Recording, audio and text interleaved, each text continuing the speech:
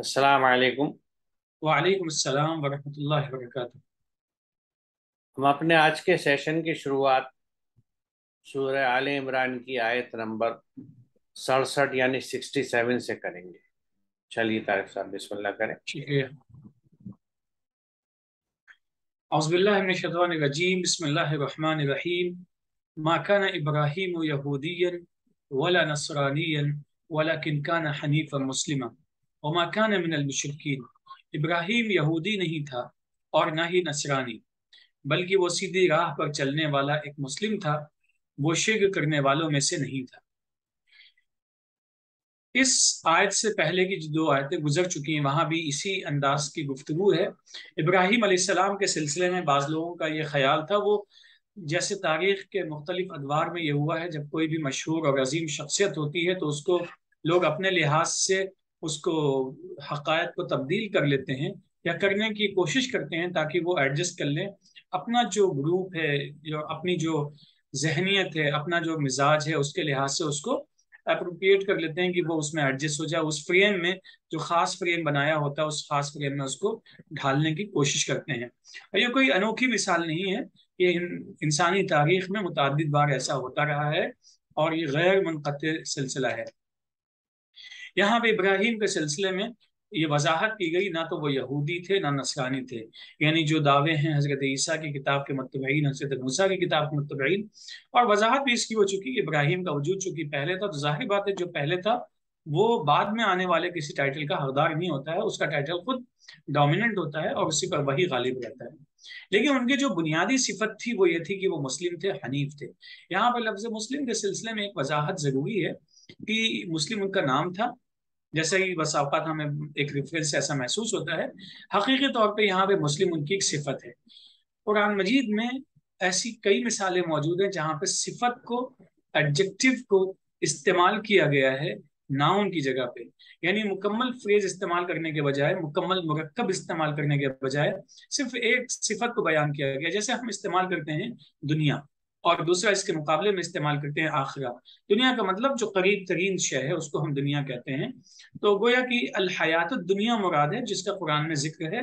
कुरान में दुनिया भी है और अल हयात दुनिया के रेफरेंसेस मिले हैं। एक दुआ है रब्बना आतिना फी हाजिहि दुनिया। अब यहाँ पे लफ्ज दुनिया इस्तेमाल किया गया है, लेकिन इसके अलावा दूसरी जगहों पे है अल हयात दुनिया बाकायदा इस्तेमाल किया गया है। तो गोया कि एडजेक्टिव को इस्तेमाल करके, सिफत को इस्तेमाल करके बात मुकम्मल कर ली गई है। और जाहिर सी बात है, जब हम गुफ्तगू करते हैं अल्फाज जिस कदर कम हो, मफहूम जितनी जल्दी, जितनी वजाहत से पहुंच जाए, यही बात बेहतर समझी जाती है। तो इसी तरीके से दूसरा लफ्ज है आखिरा।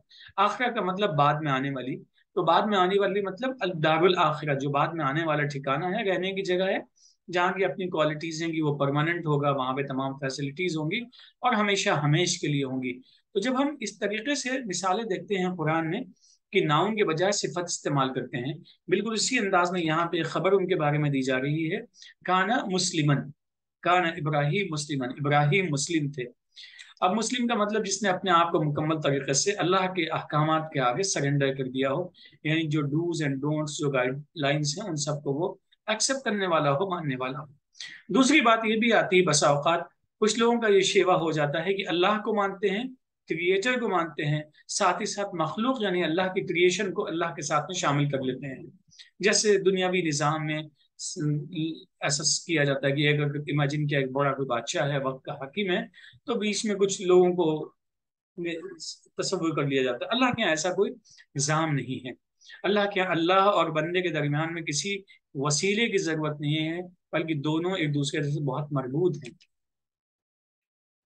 इसीलिए कहा गया है कि इब्राहिम अलैहिस्सलाम पहली चीज वो मुस्लिम थे, यानी मुकम्मल तरीके से अपने आप को सरेंडर कर दिया तो उन्होंने अल्लाह के अहकाम के सामने।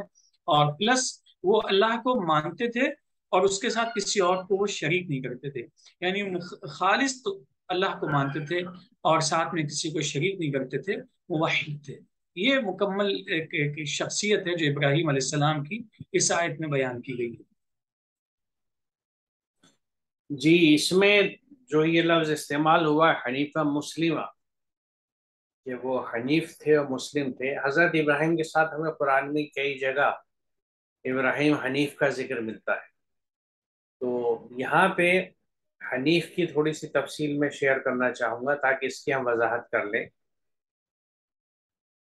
اس کا مادہ ہے نون فے ہے۔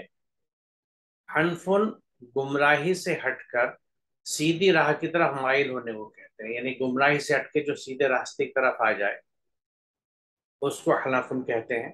یہ تاج محیط اور راغب سے اقتباس ہے۔ اس میں یکسو ہونے کا مفہوم غالب ہے، یعنی ایک رخ ہونے کا جو کنسیپٹ ہے وہ ڈومیننٹ ہے اس میں۔ تفسیر المنار میں ہے کہ حنیف لغت میں مائل کو کہتے ہیں، یعنی جدھر اورینٹیشن ہو۔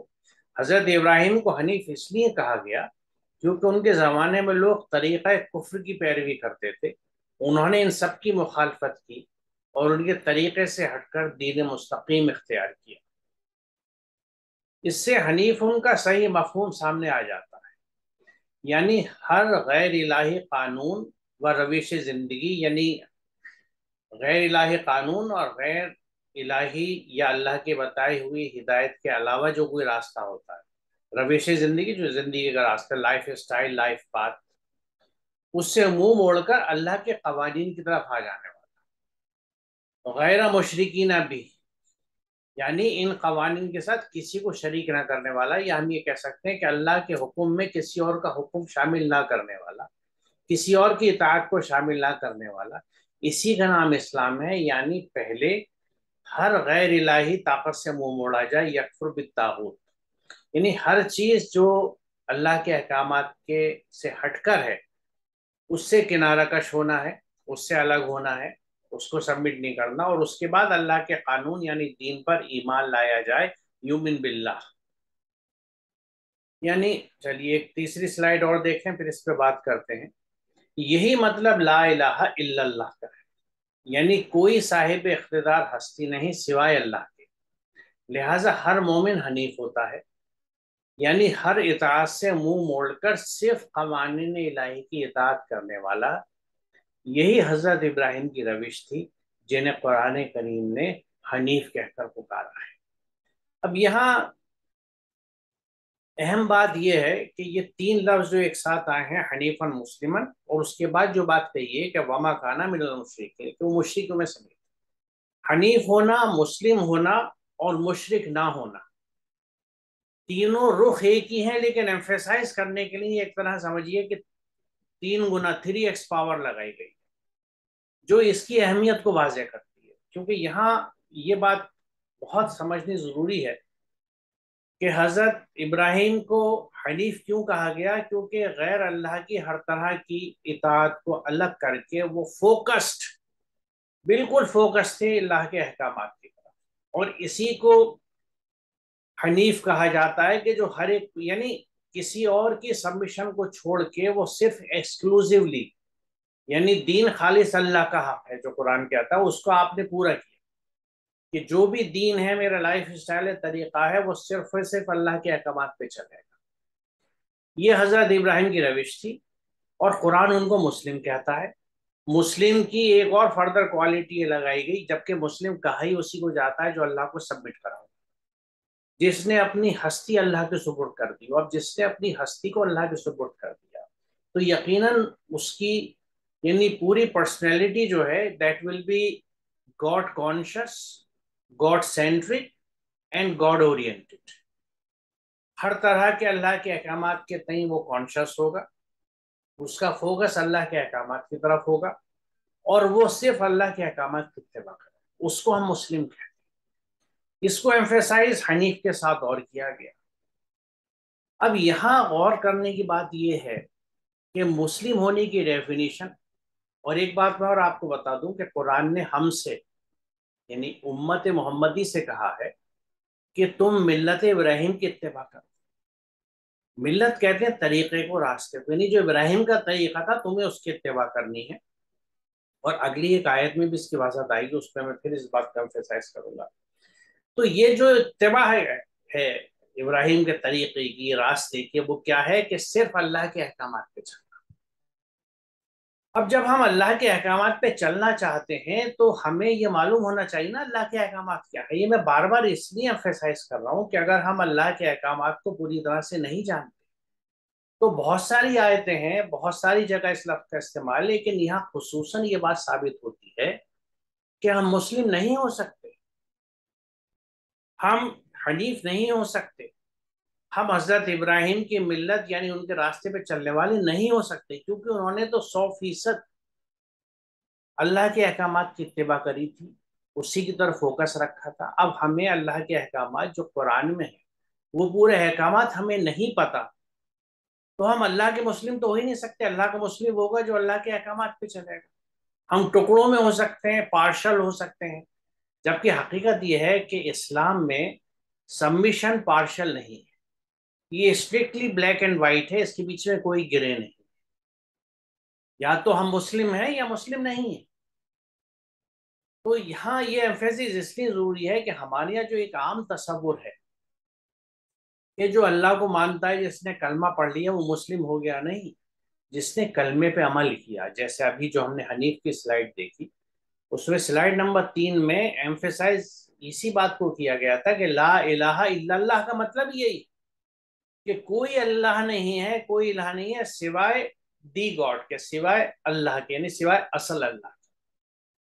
تو جب کوئی اور اللہ نہیں ہے تو پھر کسی اور کے احکام پہ بھی چلنا اس کی بندگی نہیں کہلائے گا، یعنی مسلمہ لکا والی بات نہیں ہوگی کہ ہم اس کے مسلم ہیں تو اس کے احکامات پہ چلیں گے۔ احکامات قرآن میں ہیں، اور جیسا ہماری اکثریت کا حال ہے، اگر ہم نے قرآن کو جانتے نہیں، سمجھ کے پڑھا نہیں، اس کے احکامات نہیں پتہ، تو کیوں کر ہم مسلم ہوں گے؟ 100% سمبیشن نہیں ہو سکتا، نہ مسلم ہو سکتے ہیں، نہ حنیف ہو سکتے ہیں۔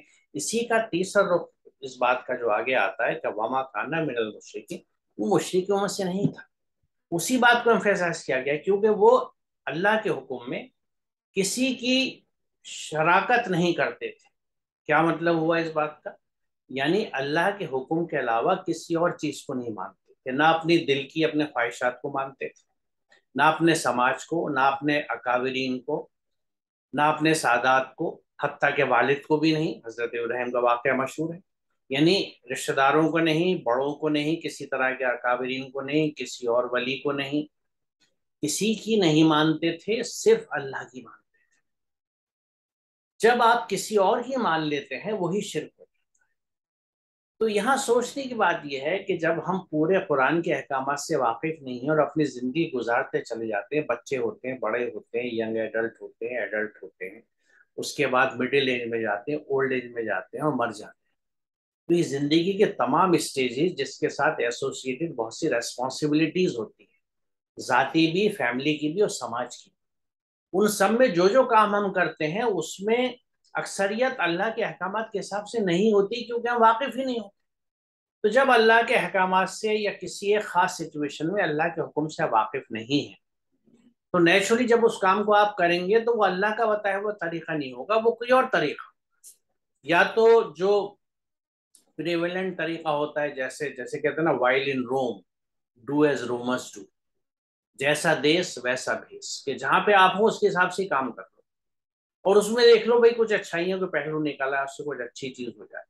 تو یہاں آپ نے یا تو اس کسٹم کو فالو کیا، طریقے کو، فیشن کو، چلن کو، رسم و رواج کو، یا اپنے دل کو، یعنی اللہ کو فالو نہیں کیا۔ اللہ کو فالو جب کرتے جب اللہ کے احکامات معلوم ہوتے۔ اب کسی بھی ایکس سچویشن کے لیے ہمیں یہ نہیں پتا قرآن کیا کہتا ہے، تو ہم اپنی عقل استعمال کر کے، بڑوں سے پوچھ کے، تجربے سے جو بیسٹ راستہ ہو اس پہ چل دیں گے، ہم کبھی کمپیئر نہیں کرتے قرآن کیا کہتا ہے۔ تو یہی شرک ہے۔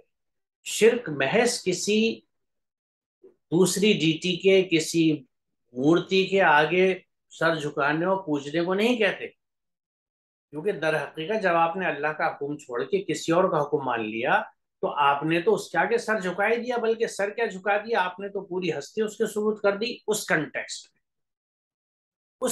میں خالی۔ میں نہیں کہہ رہا پوری طرح سے آپ نے کر دی، کیونکہ اس کے بعد پھر ہو سکتا ہے آپ کچھ چیزوں میں اللہ کے حکم پہ آ جائیں۔ تو یہ جو مکسڈ موڈ ہے نا، جیسے آج کل ایجوکیشن میں مکسڈ موڈ چل رہا ہے، ہائیبرڈ موڈ بھی کہتے ہیں، آن لائن آف لائن، تو ہمارے یہاں بھی مکس موڈ پہ زندگی ہے کہ کچھ چیزیں جو ہمیں بتا دی گئیں، بڑوں سے پاس آن ہو گئیں، ان پہ ہم نے اللہ کے احکامات کو مان لیا، جیسا ہم سمجھے اور جیسا ان کو کرنے کا ہمیں پیچھے سے وراثت میں چلا آتا ہے وہ کیسے ہی محدود ہو، لمیٹڈ ہو، یا بالکل دھری سے ہٹا ہوا ہو، اپنے اثر محور سے ہٹا ہوا ہو، کیونکہ قرآن سے ہم کبھی کمپیئر نہیں کرتے۔ جبکہ مومنین کی پہچان یہ بتائی جاتی ہے کہ ان کو اگر اللہ کی آیات بھی سنائی جاتی ہیں تو ان پہ وہ اندھے بہرے ہو کر نہیں گرتے، ان کو بارے میں بھی سوچتے ہیں، تفکر کرتے ہیں، انالائز کرتے ہیں، اور اس کو آبجیکٹیولی دیکھتے ہیں کہ یہ اور واقعی جو قرآن ہے، جو حق ہے، اس میں ہر چیز آبجیکٹیو ہے۔ آپ دیکھ لیجئے، آپ یعنی دلائل بھی مل جائیں گے، خود قرآن دلیلیں دیتا ہے، اور آپ کے تجربات، آپ کے آبزرویشن بھی بتاتے ہیں۔ تو یہ انداز ہوتا ہے مومن کا، یہ انداز ہوتا ہے مسلمان کا، یہ انداز ہوتا ہے رحمان کے بندوں کا۔ اب ان ساری چیزوں کو اگر ہم کلیم کرتے ہیں کہ ہم رحمان کے بندے ہیں، ہم مسلمان ہیں، بلکہ جان دینے کو تیار ہیں، اس رسول کے عاشق ہیں اور اس کو جان دینے کو تیار ہیں، لیکن میرے اللہ کے بندو، یہ تو بتا دو کہ اللہ کے احکامات بھی معلوم ہیں یا نہیں؟ قرآن نہیں سمجھتے تو اللہ کے احکامات نہیں پتا، جب احکامات نہیں پتا تو کس طرح سے ملت ابراہیم بنیں گے، کس طرح امت محمدی ہونے کا حق ادا کریں گے؟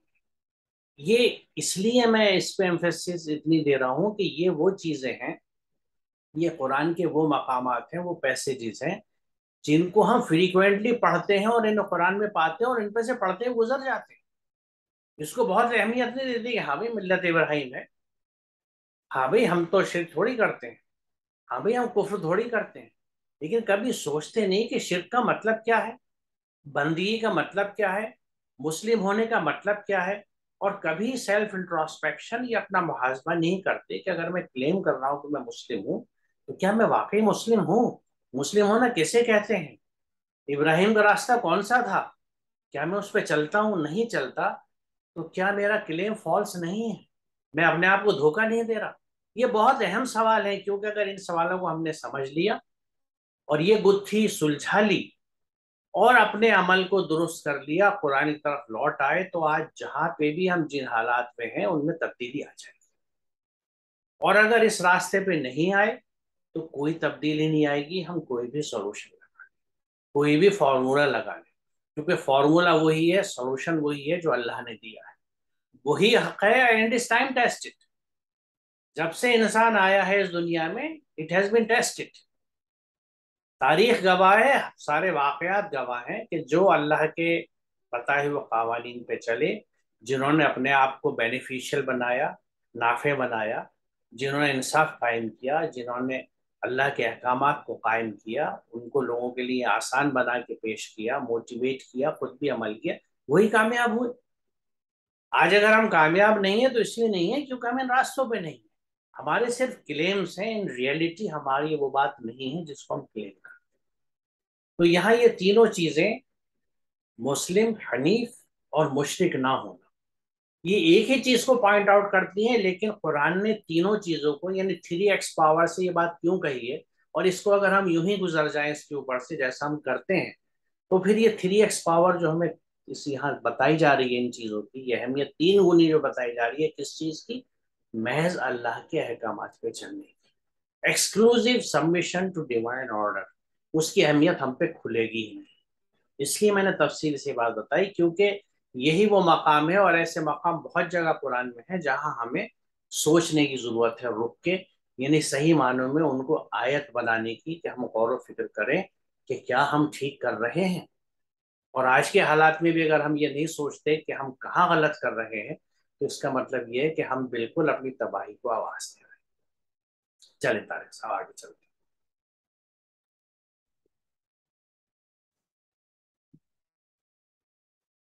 ان اول الناس بابراہیم للذین اتبعوه وهذا النبی والذین آمنوا واللہ ولی المؤمنین۔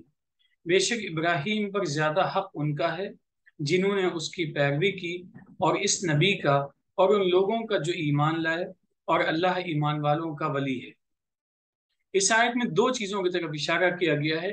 ایک طرف انسانی نفسیات ہے کہ انسان جب دیکھتا ہے کہ کوئی شخص بڑا عظیم ہے، جس کو ہم کہتے ہیں گریٹ پرسنالٹی، تو اس کے بارے میں ہمارا تصور یہ ہوتا ہے کہ ہمارا کہیں نہ کہیں سے ہم اس سے اپنے رشتے اور ناطے جوڑنے لگتے ہیں۔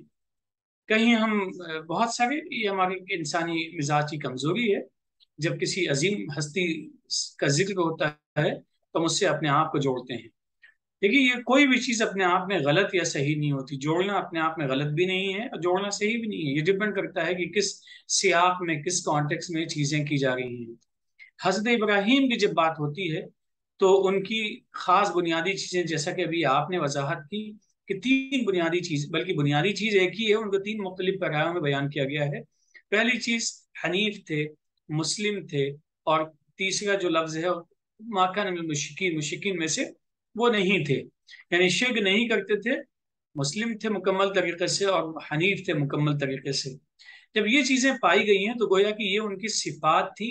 ان صفات سے جو متصف ہوگا، جن لوگوں میں یہ صفات پائی جائیں گی، یقینی طور پہ وہی اس گروپ میں ہوں گے جس گروپ کو وہ لیڈ کر رہے ہیں۔ تو اس گروپ میں جو لوگ شامل ہیں، ان کے بعد میں وہ لوگ ہیں، ان میں سے جو پہلے وہ گروپ جنہوں نے ابراہیم علیہ السلام کے عہد میں ان کی اتباع کی، ان کے بعد ان کی اتباع کی، یعنی ان کے لائے ہوئے پیغام کو مانا اور اس پہ عمل کیا۔ دوسرے وہ لوگ ہیں جو بعد میں آئے ہیں، ان میں سر فہرست سر دست جن لوگوں کا ذکر ہے نزول قرآن کے بعد میں، وہ نبی صلی اللہ علیہ وسلم کی ذات ہے جو اس وقت میں موجود ہے۔ اور پھر وہ لوگ جو اللہ کے بھیجے ہوئے اس جدید نہیں بلکہ ایک نئے پیغام کو، جدید یعنی نیا اس انداز میں ہے کہ پیغام بنیادی طور پہ ایک ہی ہے، لیکن نئی شکل میں اس کو پھر سے اعادہ کر کے اس کو بھیجا جا رہا ہے، اس پہ جو لوگ ماننے والے ہیں نبی اور متبعین۔ تو یہ اصل میں کسی سے تعلق ہمارا اعمال کی بنیاد پہ ہوتا ہے، کسی سے تعلق ہمارا کردار کی بنیاد پہ ہوتا ہے۔ اب ایک چھوٹی سی مثال، یہاں چھوٹی نہیں، مثال بہت بڑی ہے۔ نوح علیہ السلام کے بیٹے کے ساتھ جب حادثہ پیش آیا، وہ پانی میں غرق ہو گیا، تو نوح علیہ السلام کے اندر وہ پدرانہ محبت جاگ اٹھی جو ایک باپ کے دل میں بیٹے کے لیے ہوتی ہے، اور انہوں نے اللہ سے دعا کی، تو اللہ نے کہا کہ انہ لیس من اہلک۔ اب یہ الفاظ ایسے ہیں جن کے لیے بہت زیادہ ڈکشنریز کی ضرورت نہیں۔ انہو لیس من اہلک، وہ تمہارے اہل میں سے نہیں ہے، یعنی جو تمہارے لوگ ہیں ان میں وہ شامل نہیں ہے، کیونکہ تمہارا جو تعلق ہے لوگوں کا وہ ایمان اور عمل صالح کی بنیاد پہ ہے۔ اگر کوئی شخص ایمان اور عمل صالح سے خالی ہے تو اس کا مطلب وہ دعویٰ بلا دلیل کے ہے، وہ رشتہ بغیر کسی حقیقت کے ہے۔ یہی حال یہاں ابراہیم علیہ السلام کے ساتھ ہے۔ اگر ہم یہ کہتے ہیں کہ ہم ابراہیم کے نقش قدم پہ چلنے والے ہیں، تو بھائی نقش قدم پہ چلیں گے تبھی چلنے والے ہوں گے، محض زبان سے کہہ دینے سے کچھ حاصل نہیں ہوگا۔ دوسرا پہلو اس آیت کا یہ ہے کہ واللہ ولی المؤمنین، اللہ ہی ایک ایسی ذات ہے جو کسی کا ولی بننے کی صلاحیت رکھتی ہے۔ ولی کسے کہتے ہیں؟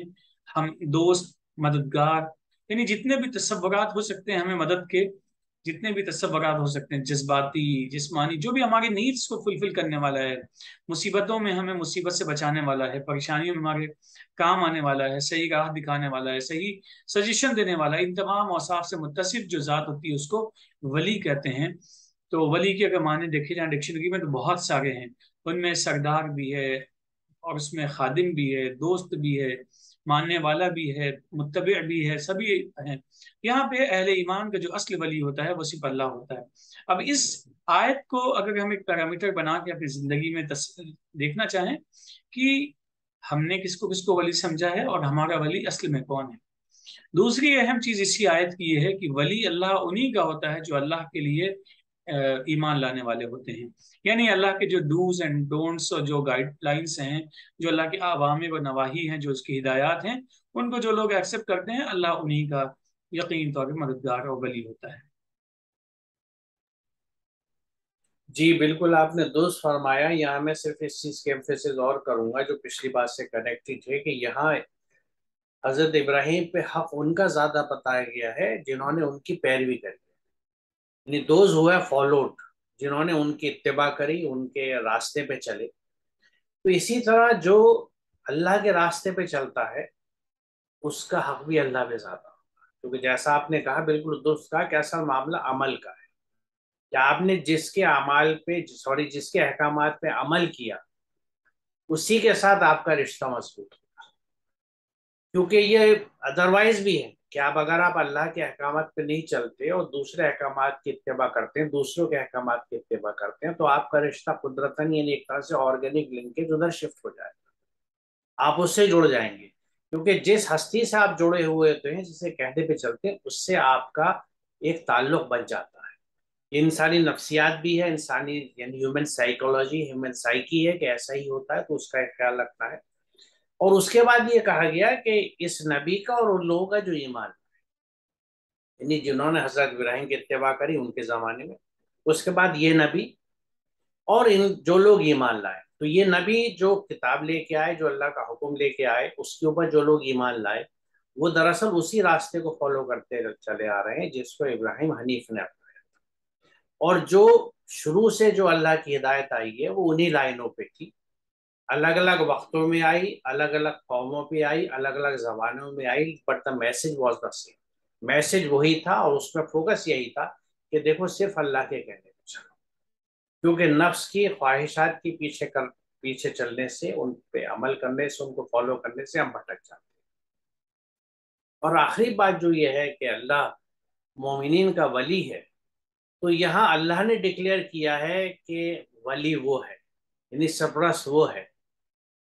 ہم جو سرپرست بنا لیتے ہیں، جن کی اتباع کرتے ہیں، اس سے منع کیا گیا ہے قرآن میں ایک اور جگہ، جس کو میں اکثر کوٹ کرتا ہوں کہ اتبعوا ما انزل الیکم من ربکم ولا تتبعوا من دونہ اولیاء، اللہ کے علاوہ کسی اور ولی کی اتباع نہیں کرنی۔ تو وہاں ہمیں ممانعت کی جا رہی ہے، یہاں اللہ یہ بات کہہ رہا ہے کہ مومنین کا ولی اللہ ہے، لیکن ہے کن کا؟ جو مومن ہو، جنہوں نے ایمان اپنا لیا ہو، جن کے اندر ایمان اتر چکا ہو، اور جو مکمل شخصیت کے طور پہ پرامن شخصیت رکھتے ہو، کیونکہ مومن کہا جاتا ہے، المومن کہا ہی اسے، اللہ کا نام بھی ایک ہے المومن، اور مومن اس کو کہا جاتا ہے جو امن کا ضمانتی ہو۔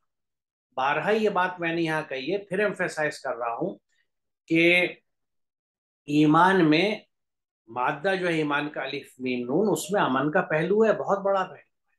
ایمان لانے کا مطلب ہے کہ نظام امن میں آ جانا، اللہ کے نظام امن میں آ جانا، اور اس کو پروپیگیٹ کرنا، کیونکہ مومن کی صفت ہے کہ وہ امن کا ضمانتی ہوتا ہے، گارنٹر آف پیس۔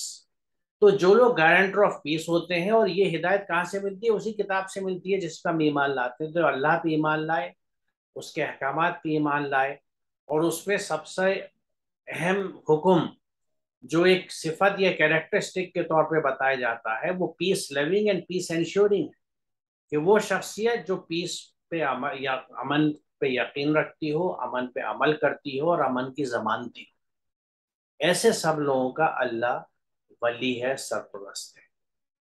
چلیے آگے چلتے ہیں۔ آج رک جاتے ہیں یہاں پہ۔ بہتر ہے، تو پھر انشاءاللہ اگلے سیشن میں ہم اس سے آگے چلیں گے۔ وآخر دعوانا الحمدللہ رب العالمین، السلام علیکم۔ وعلیکم السلام۔